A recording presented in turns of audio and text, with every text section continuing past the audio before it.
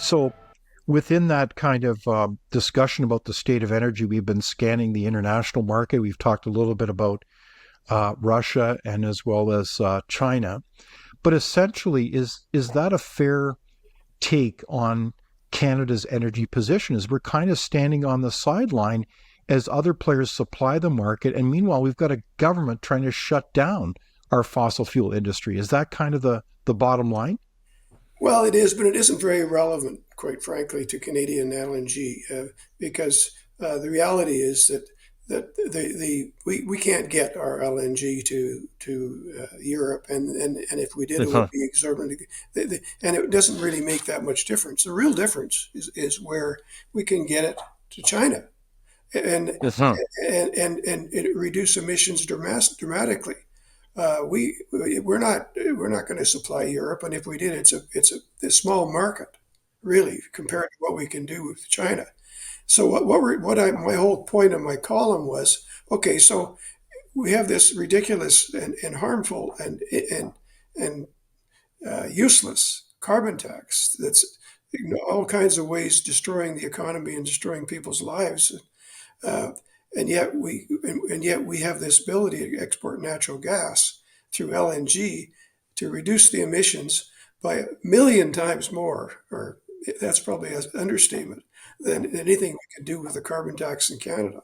So it's a real huge opportunity, and this isn't just in a lot of ways just what you can think about. These are natural gas projects, but it's about the whole Canadian economy.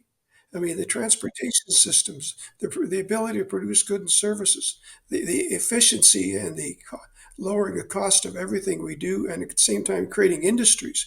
I mean, here we are, subsidizing the production of batteries for electric cars at a time when electric cars seem to be on the wane, Yes. and and yet we have this enormous potential to create rebuild our country around energy, including natural gas. Yes. So that's basically an exciting vision, a challenge, if you will, to decision makers to help renew, rebuild our country using Canadian energy. And specifically, I think your emphasis has been Asia's probably the key market that we really need to focus in on. So, in keeping with your vision for LNG, Gwen, what do we need to do? What are the actions that the next government needs to take to get LNG underway so that we can renew our country and help the world meet its energy demands? Well, say, first of all, a comment on what you just said. Ironically, U.S. is at a big disadvantage in terms of exporting LNG to Asia because it has to go around through the canal, uh, It's a, or through around Panama to get there. Whereas indeed, yeah. from the Gulf is where it comes from. You got to go way around. Ours is going straight to China. And so we already have a huge advantage compared to the U.S. So the only reason they're exporting all that gas through from the U.S. is because we're not, and that's a real tragedy. Yeah, it's actually outrageous, isn't it, when you think of it, that we've basically undermined this industry so we can't get things done and get it to market. And meanwhile, we forfeit all this opportunity. I mean, this affects Canadians' lives, isn't it? Like every person pays the price then in terms of forfeited revenues and opportunity, our standard of living and quality of life. I don't mean to sound rhetorical here, but that's true. It impacts Canadian standard of living. Well, I certainly, my credentials in the natural gas industry are pretty good. My company was the largest natural gas producer in North America, and and it had potential to get bigger, But so it really is, uh, just almost unconscionable that we're at where we are, and and so my whole point, of course, is that this is an opportunity for my friend Pierre, and I hope the future Prime Minister, to grab a hold of this and revolutionize the Canadian economy. They'll do a hell of a lot more than building battery plants and subsidizing them in Ontario. And and we talked earlier on, David. You mentioned the percentage of GDP, GDP situation in the country. Did you know that the private sector, what's happened to this country is that almost everything that gets done is being done by government or subsidized by government. So, Almost everything. The private sector has stopped investing in this country. In fact, they're sending Canadian businesses sending their investments elsewhere, largely to the so, U.S. So right now, private sector share of the GDP in Canada has dropped almost in half from where it was once to 36%. 36% of GDP is private. so, Do you know what China's is? 60%. The communist China has almost twice as high GDP from private sector than Canada. so we are in a situation where because of bad public policy, we're really undermining the vibrancy and the strength, the growth opportunities to grow our economy based on the private sector. And instead, we're spending, well, in the last 2024 budget, a $40 billion deficit for an accumulated debt of $1.25 trillion. I mean, we're really just spending money that we really don't have, and we're putting that on the heads of our next generation, our kids, all to kind of prop up an economy that has really got some serious issues underneath. Is that your point, Gwyn? Well, serious is an understatement. I mean, we've eviscerated the government of the Canada since Harper left has eviscerated the economy of the country in so many different ways. But we become a government country. Everything that happens, and even the percentage of GDP that's private sector is doing stuff for the government mostly. Because most of the other money that's real private sector capitalism is moving out of the country. So Hmm. we have a terrible situation. But the only answer to it is a complete change in policy, a complete change in government. And by the way, that huge deficit, um, if it had been funded 5 years ago, a government could have got it for 1%. Now they're paying 5%, or now that we're Exactly. paying. The interest rates. Yes.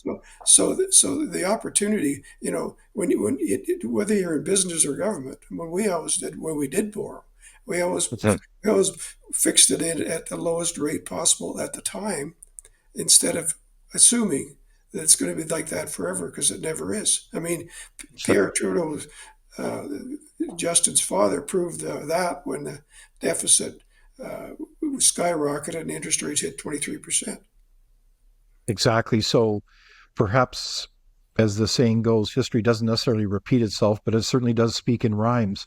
So in this case, though, are you hopeful that, and I know this is kind of a terrible thing to say, but as we see the pain of these bad policies on Canadians, that people will wake up? I mean, as you see the imposition of more carbon taxes, quote, taxes on carbon dioxide, no less, on people, and that affects people's lives, their affordability, their ability to do things.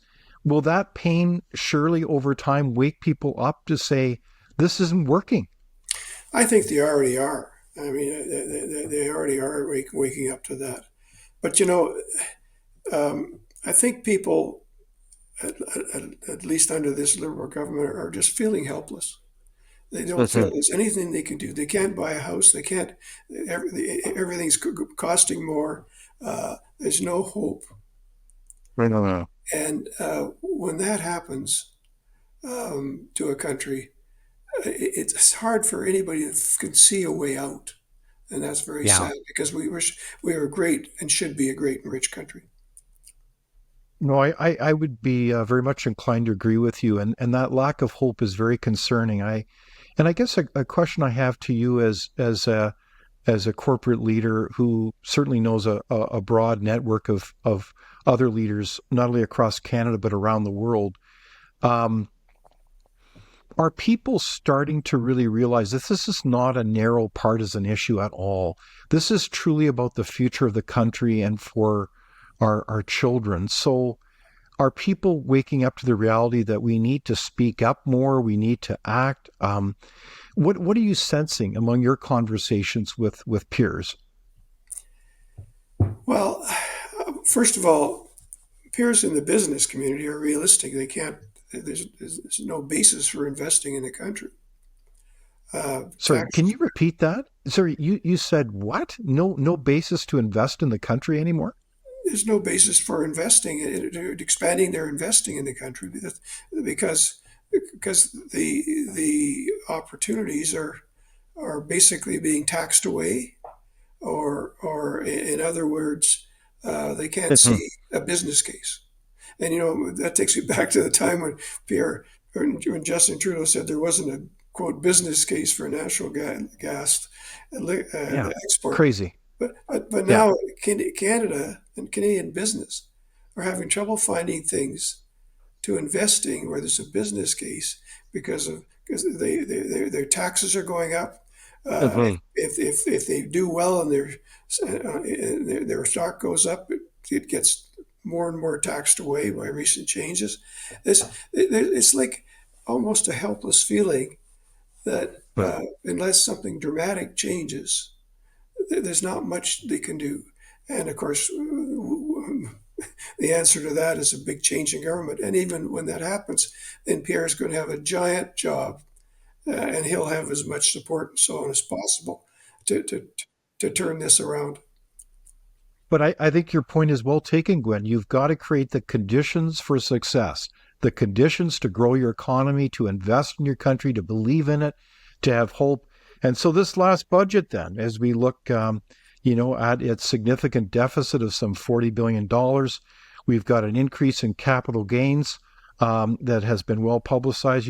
I believe Canada now is third in line as having the top marginal tax rate among developed nations, the so-called OECD countries. So if you had to rate our last 2024 budget, if you gave it a letter grade, what kind of grade would you give it?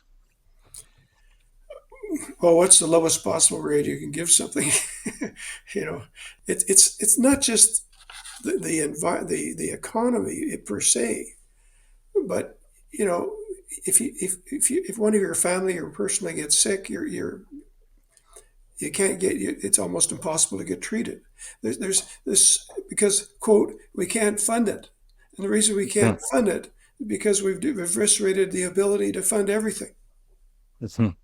Okay, so your point then isn't just that we've got to create good economic conditions, it's also to what end?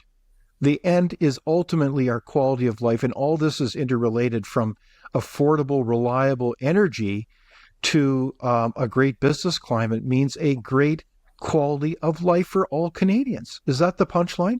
Exactly. And when people are traveling to India to get treated for a serious disease or wherever they're going, uh, Mhm.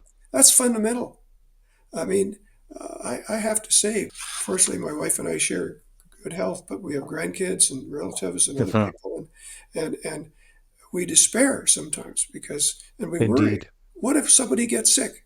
And of course, we now have a few relatives that are, and it's not pretty. So when you have all these different things happening, it's really hard to be optimistic. It's really hard to be up, and That's it.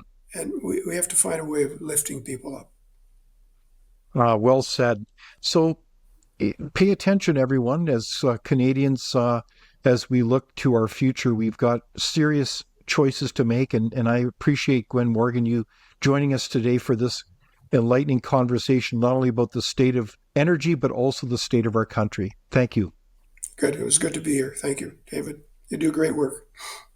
Thank you so much.